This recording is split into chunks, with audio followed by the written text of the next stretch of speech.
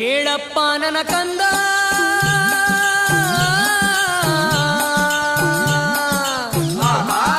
ಕೇಳಪ್ಪ ನನ್ನ ಕಂದ, ನೀಲಿ ಸಿದ್ದಪ್ಪಾಜಿ ಮುಂದೆ ಕಲಿಯುಗದಲ್ಲಿ 7 ವರ್ಷದ ಬಾಲೆ ಋತುಮತಿಯಾಗಬೇಕು.